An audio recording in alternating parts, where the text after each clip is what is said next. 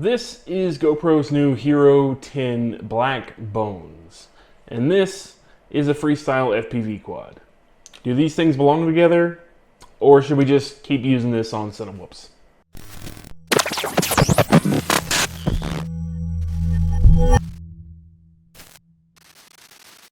Hey everybody, I'm Bacon Ninja, and today we're going to be talking about the Hero 10 Black Bones edition from GoPro. It is GoPro's most recent release in their Hero line.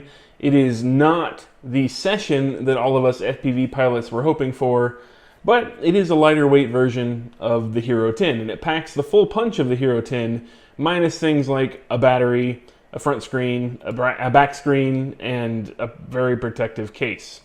This is kind of what you would call a naked GoPro. We used to cut GoPros apart and build these ourselves, which was not for the faint of heart. Or you could pay a company to do it, but then you had to buy a new GoPro and essentially pay more money for them to tear it apart and put it in a case like this. This one comes straight from GoPro this way, and it's fully on board with the GoPro warranty that we're all used to if you are a GoPro subscription member. And it does, like I say, have the full punch of the Hero 10 Black inside of it. It's the exact same board. But most of the time when we're talking about naked GoPros, we're looking at things like Cinewhoops and cinematic flying, and that's essentially what we think they're for. But does it belong on something like this? A 5-inch freestyle quad. You notice I have a case printed up for it. I have been flying it on this exact drone for a couple of weeks now, and I have to say I really like it. And let me show you one of the big reasons why I love this camera. This number right here. That's one of the huge reasons why I love this camera. This thing weighs 64 grams as it sits. Now I do have a camera butter ND filter on here, and I'll show you that in a minute. 62 grams now. It lost 2 grams in the last couple of minutes. But that means that I can shave a huge amount of weight compared to some other camera options on my freestyle rigs. And as all of us pilots know, the lighter the rig is, the better it responds. Now that's not always true depending on the kind of flying we're doing, but in most cases when you have less weight, you can better control the quad and do more acrobatic things. And this being just over 60 grams is a pretty light way to get the power of a Hero 10 on the top of your FPV quad. Now I'm not going to dig into the full features and specs of this camera because that's already been done by like a million people, and if you really want to know, just look up anything about FPV in the Hero 10, because that's essentially what is in here, is just Hero 10 guts. They just cut out a bunch of the stuff. So I'm not going to get into what camera modes it has and all that cool stuff, but let me take you for a quick tour around the camera itself and show you the mount that I'm running it in, and then we'll talk about my use case for freestyle with it. So as far as the camera goes, it's pretty straightforward. It's got a nice cooling grill on the front. I did worry about sticks and things getting in there. We're going to cover that in a minute. It uses the same lenses from the Hero 9 and 10, which are the twist-off variety, and underneath it is the same camera lens on the 9 and 10. This camera butter twist-on ND filter, this is my ND16, fits on here like a glove because it is designed for this exact thing. I actually put that wrong. I said it's like a glove and then I put it on wrong. How great is that? There we go. It just twists right on there. On the back, we have a couple of buttons. One is the power button and the mode button. That's all covered in the manual. It's pretty straightforward. You press this button on these combinations up here to get to different modes. This is the start-stop recording button. We also have this power connector. Since this does not have a battery, it needs a power lead from your quad. And we have this little GoPro mounting nubbin, which is not a standard GoPro mount, but in the box it does come with a converter to a standard GoPro mount. All around the camera are openings for airflow, and on the very end here we have our SD card slot, not protected or covered at all, really. And some of those things are the reason why people don't normally fly naked cameras for FPV freestyle. Things like the grates in the front and all the air holes around it, and not having great mounting and having a power lead are normally things that we leave for those Cinewhoop guys and their cinematic footage, because they don't plan on crashing and they're not putting their quad through any hard movements that may put them there. So they don't have to worry about breaking them as often. But this camera, I think, is a little bit more sturdy than your average naked camera. This case from GoPro is pretty friggin' rugged, other than the fact that it's completely open all around it. And I have crashed it a few times.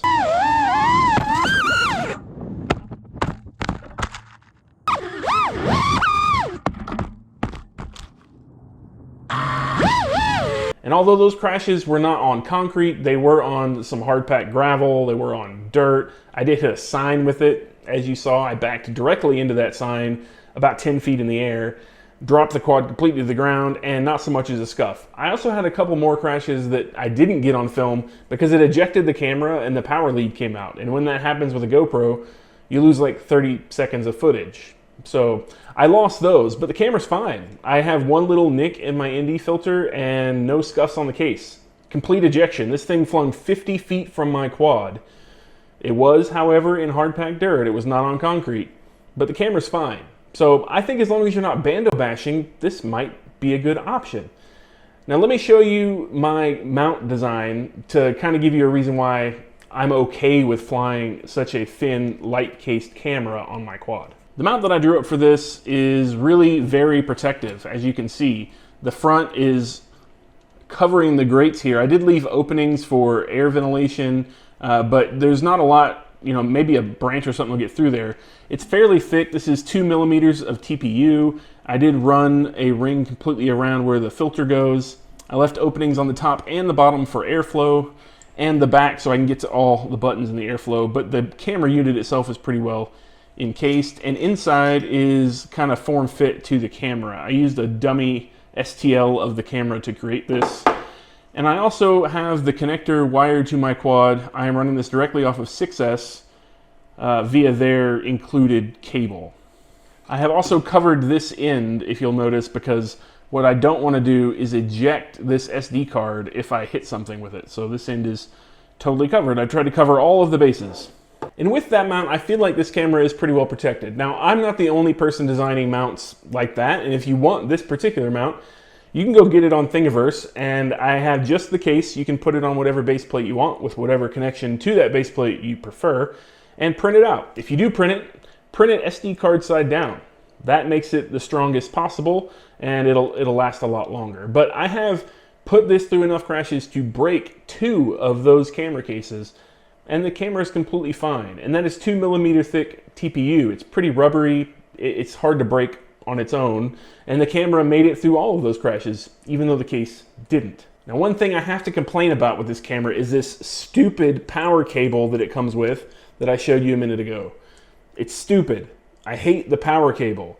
The power plug is fine. The cable is horrible. There's a bunch of reasons why. First of all, GoPro does not sell you this cable separately. They don't have it in their store. They don't have it in inventory. Now, I did find a place on eBay that is making them, and what they're doing is they're ordering them from Mauser, I'm sure, and then putting them together themselves. And they're not horribly expensive, especially if you buy them in, 2 or more. I picked up 8 of them because I plan on putting them on various quads. This connector is also not a standard connector that we're used to seeing. Normally, naked GoPros and similar things use a GH 1.25 connector, and that's not what this is. Now, some of the early review units did come out with a GH 1.25 connector. However, this is it's a Molex, which is a totally different brand. It's a Molex Pico Spox, S-P-O-X connector, which you can only get from Mauser. You can't find a kit on Amazon. You can probably find something on eBay from who knows where, but you can get from Mauser or some other electronics component stores. You essentially get the connectors, and then you have to buy the pre-terminated cables, put it together yourself, cut it in half, and make your own.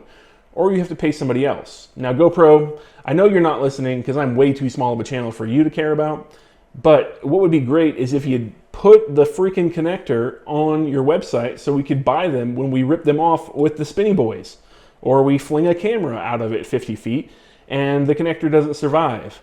Also, the one that I got wasn't very well crimped. The wires kept trying to fall out from the factory. It's not a very good scenario. You've got 6S voltage running through this camera connector, and if it runs over to the next one, you've blown up your camera and you have to already use your GoPro replacement. That is horrible. This connector should be super durable. You know it's going on an FPV drone. I don't care if it's a Cinewhoop or a freestyle rig. It needs to be durable and it needs to be well crimped. And the wires they use are not silicone coated. These are hard wires. This is very hard to bend. It wants to stay once it is bent. I actually wound up cutting mine in half and adding silicone wire to the other half so I could bend it. It's just horrible. All this camera for a 2-cent connector that wasn't very well thought out. And if they had reasons, I don't know what they are. Hopefully they're great, but I don't see it. So if you do pick up this camera, hunt down some of these stinking cables and you're not gonna get them from GoPro. I will leave a link in my description for the eBay store where I found mine. Maybe they'll still be available. I'll also leave a link in the description to someone who is making a Molex lead to balance plug for 4S and 6S if you don't want to run it off your flight controller. Now that I'm done ranting about my stupid cable complaints, another thing about the cable that is positive is that similar to my Caddx Peanut, you can control this with your radio. So you can start and stop recording by hooking it to a UART, and in the handy dandy little manual, whether it is digital or printed, there are instructions to get PinIO box set up on your Betaflight flight controller to use your radio to control the camera on and off. When you click the switch, it will power up. It will start the last used recording kind, which for me is always video. I don't really do anything else on top of a drone.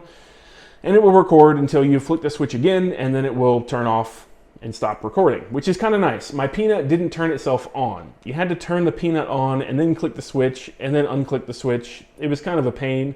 I think they've done a better implementation. One other thing you need to know if you plan on flying this on any drone is that it doesn't have a screen, obviously. I know you noticed that. We've talked about it. But controlling the settings on this, you are limited to a couple of options. One of those options is using the GoPro app. The other option is using QR codes. They did load GoPro Labs firmware. The official firmware for this is GoPro Labs. And you can use their QR generator to generate QR codes. Carry them in your backpack and scan them with your camera and you're ready to go. I like the app because I want to use manual white balance. Even though it's freestyle, I lock my frame rate and my white balance and my ISO. So I want to be able to see a preview of it on the app to make sure my white balance is correct before I move on. So if you are like me and you want to use the app, one thing that they don't make super clear is that it doesn't come ready for Wi-Fi by default. You can power it up and try to connect to it with your phone app, but it won't connect. What you have to do is use a QR code in the manual to get it into Wi-Fi pairing mode. Once you've done that, it's ready to go.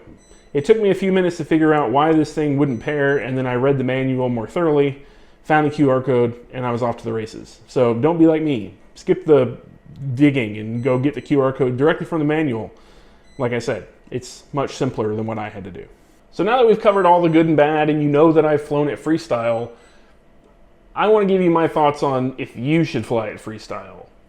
I feel like it is a naked GoPro. It is more rugged than naked GoPros I have handled in the past by quite a bit.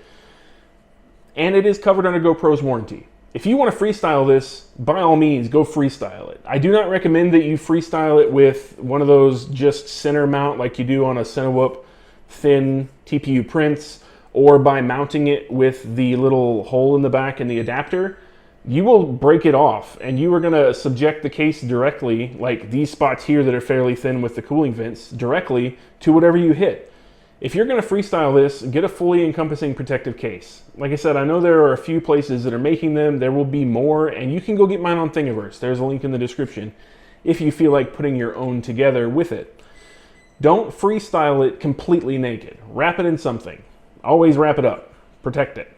But at the end of the day, if you do break it, it's covered by GoPro. You can get 2 more of them in a year. That's not too terrible. Just don't break it too often.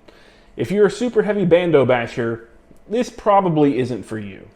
I know that, someone like Cricket, which one of my favorite pilots, by the way, if you don't know who Cricket is, you should go just stop watching this video and go search for him right now, because he's amazing pilot. But he'll smash any camera in the world, and he would destroy this in like 2 packs, I presume. The dude goes through GoPros like water, and GoPro hates him. I'm sure Best Buy does too. But he's a huge proponent of their cameras, and I know he likes to fly Hero 10 This is not the camera for him, and it's not the camera for someone who exclusively bando bashes. For me, where I do a lot of over dirt flying or parking lot flying, and I have concrete in the mix quite often, but I'm not flying exclusively over concrete and into metal.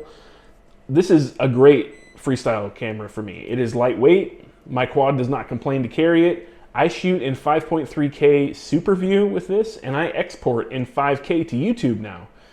If you want to check that out, I have a video that came out just before this, if you go on my upload details, that is in 5K using this camera. It's called Diet Spang. Go read about why it's called Diet Spang. But it's got all of the features. It works with the Johnny Lutz well. It's a great camera. I can put this on a Cinewhoop and get high quality footage, the best on the market for an action cam. Or I can strap it to my freestyle rig and get amazing quality footage while doing freestyle. I can use Real Steady with it. If you buy this, it does come with a Real Steady license inside of GoPro Player. That's one of the reasons why it costs what it costs. They don't justify taking away all the stuff from you by making it cheaper. They take away the stuff and give you Real Steady, and they, I think, have to augment the price for all the breakage they intend to happen to these things and the low quantity they're probably going to sell compared to their full-size Hero line. So they're making a little money back for insurance there. But you get Real Steady with it, which is great if you want to do cinematic stuff. I don't like Real Steady for freestyle. It does have Hyper Smooth built in. Obviously, it's a Hero 10. One of the best Hyper Smooth, the best Hyper Smooth options available if you're into that kind of thing. I'm not. I unstabilize everything. But it is a terrific camera for any scenario, as long as you're not planning on flying exclusively in concrete and metal, unless you're going to fly those things with a Cinewhoop and you don't plan on crashing. Otherwise, put it in a protective case and send this sucker, and if you break it, contact GoPro and they'll send you a new one. You pay you $100, good to go. That's my verdict on it. Don't be scared, just send it. You guys silly? I'm still gonna send it.